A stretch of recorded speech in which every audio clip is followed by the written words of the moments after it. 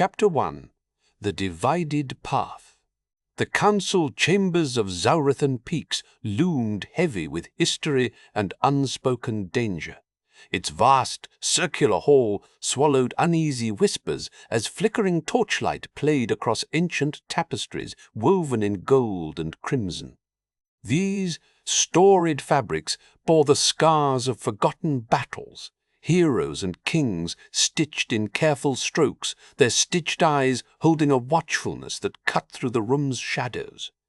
Above, massive wooden beams arched overhead, blackened by centuries of smoke and mountain storms. Their rugged strength stood as a testament to the peak's endurance. At the chamber's heart, a long, polished oak table anchored the space, a fragile symbol of the realm's last hope. Around it, council members sat like fractured stones, some rigid with skepticism, others cloaked in embroidered insignia marking their houses and factions, each embodying the land's fractious spirit. Druun'thak stood at the table's head, leather-clad shoulders squared, eyes sharp with unyielding purpose. The mountain's chill seeped through stone walls, yet his voice burned with urgent fire beneath the cold. Skirmishes flare along our borders like wildfire. Druun'thak's voice was low, each word heavy with warning. Valdrenar forces press closer daily, their shadow stretching to choke the peace we once held. He paused. The room tightened. Council members exchanged wary glances. Some leaned forward, brows furrowed, jaws clenched. Without unity, he pressed on, we are shards scattered by the winds of war. If the Druun'thak, Vaelorian, Cruscan, and Silfros do not stand as one, this realm will crumble beneath the Valdrenar's iron heel.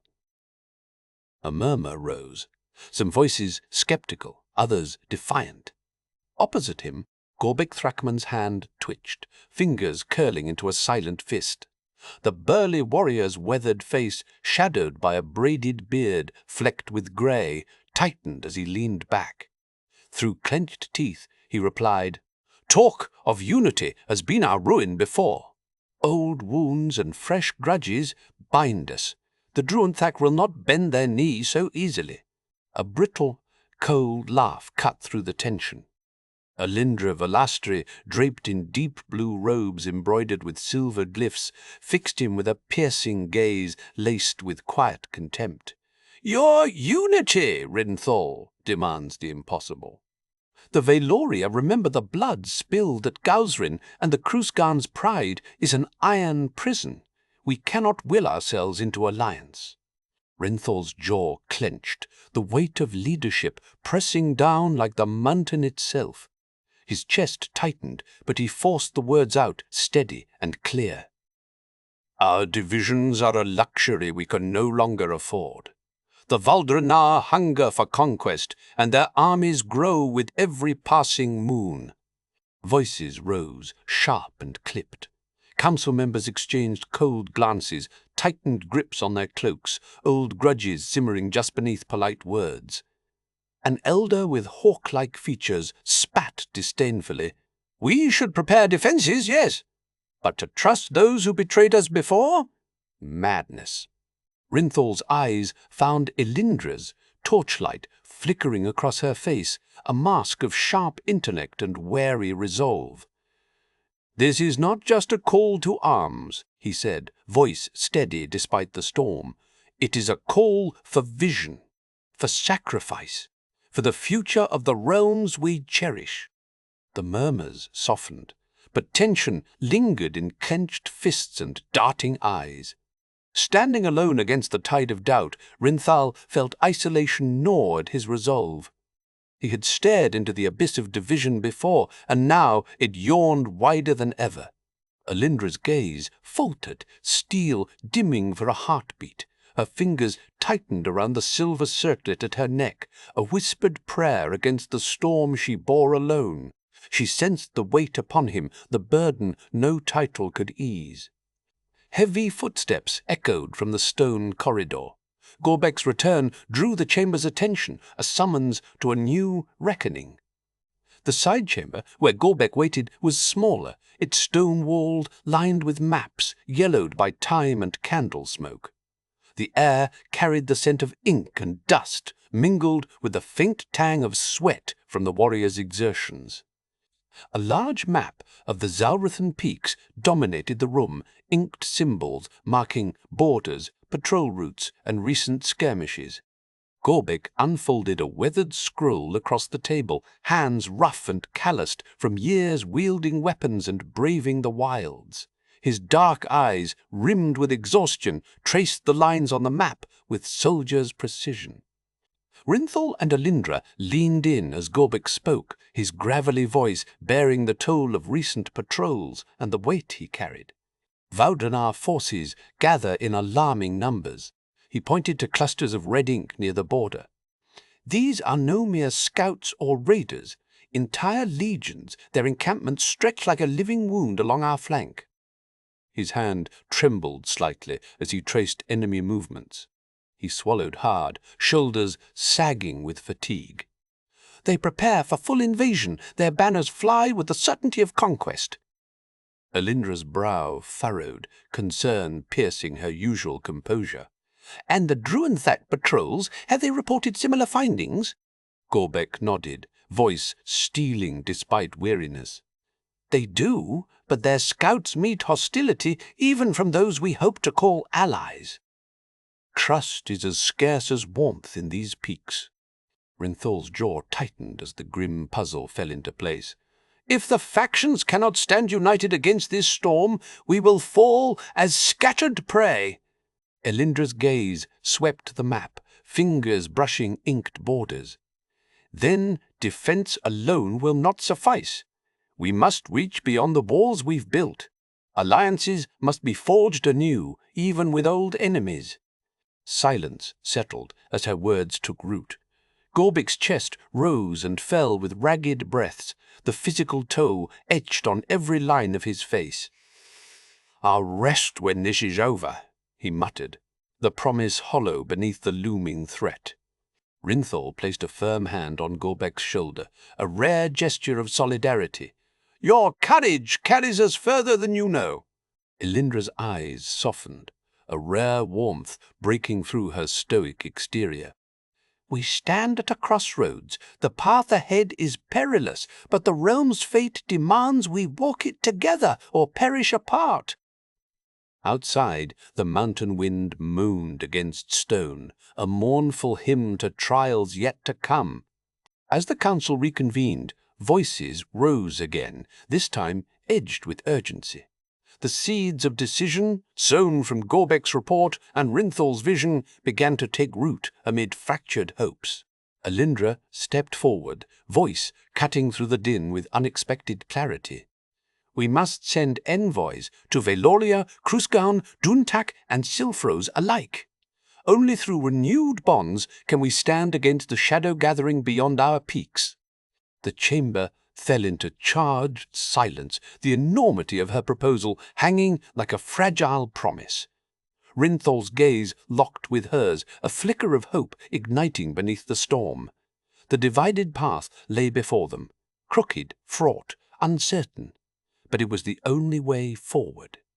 The council chamber buzzed with low murmurs as members gathered beneath the vaulted stone ceiling.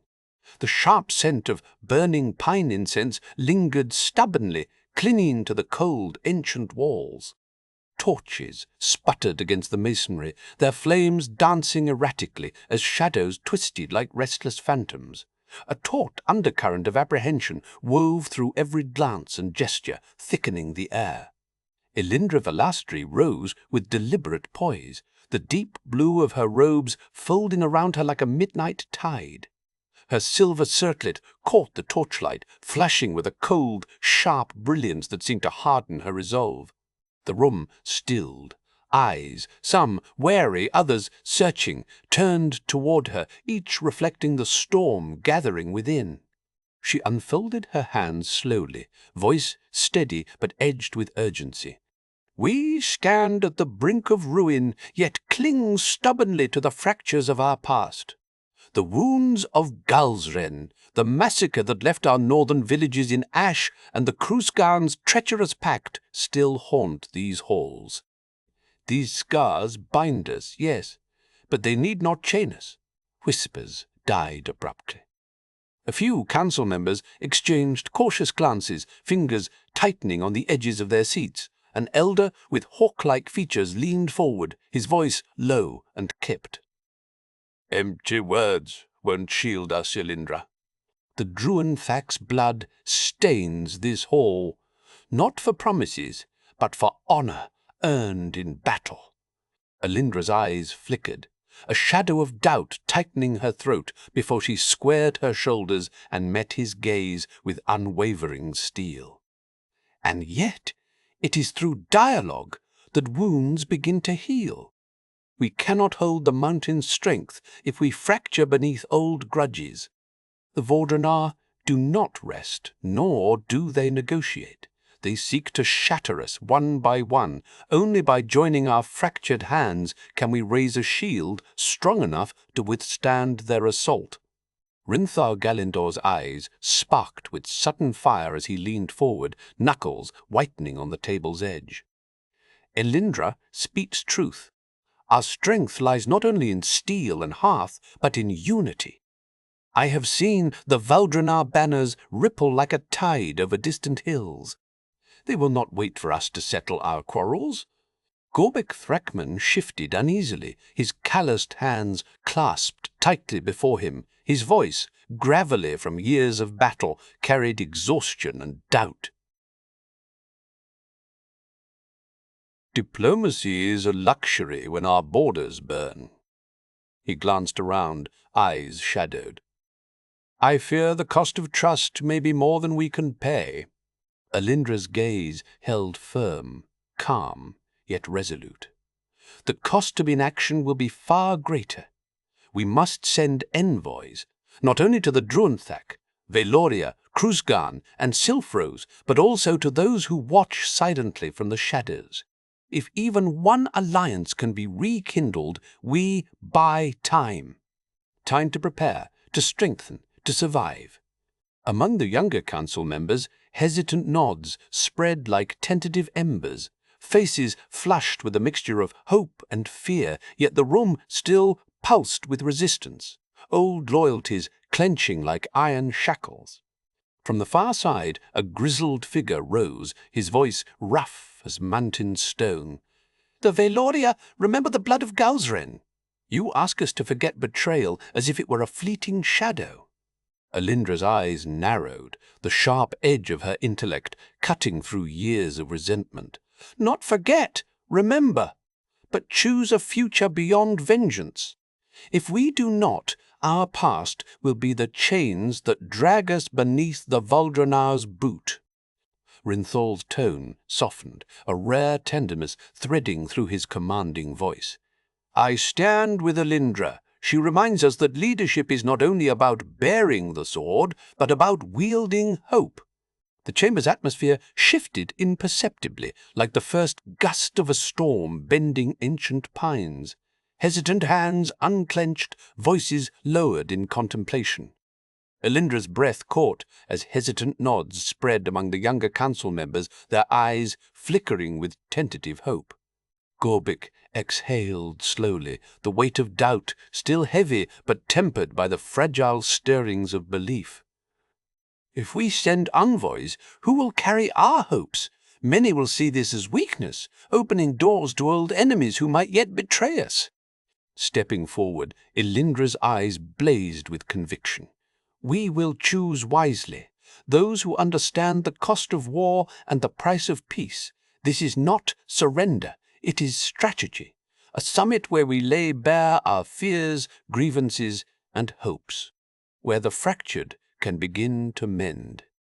A hush fell, broken only by the distant howl of wind threading through the stone like an ominous chant. The council's divisions, though deep, seemed to soften beneath the weight of Elindra's vision. Rinthal rose, his stature commanding even in stillness. "Let it be known, we shall prepare for a summit. Envoys will be dispatched to every major faction. Druun'thak, Vaelorian, Cruzcan, and Silfros. We will seek the unity that has eluded us for generations. Voices surged, some rising in cautious agreement, others in vehement opposition. Yet, beneath the clamour, a seed had been planted, a fragile promise of hope against the dark tide gathering beyond the peaks. Elindra's shoulders straightened, the mantle of leadership settling firmly upon her. She caught Gorbeg's eye across the room, and in that glance was a shared understanding. The path ahead would be perilous, but the realm's fate might yet bend to their will. The chamber's ancient walls bore witness to this fragile accord, torch flames casting long shadows that flickered like ghosts of the past. Outside, the wind's mournful cry echoed the unspoken truth.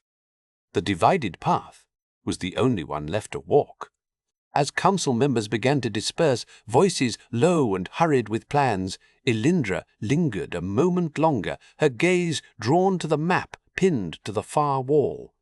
The faded contours of the Zalrethan peaks seemed to pulse with the urgency of the times, borders shifting, alliances fragile, and the spectre of war looming ever closer.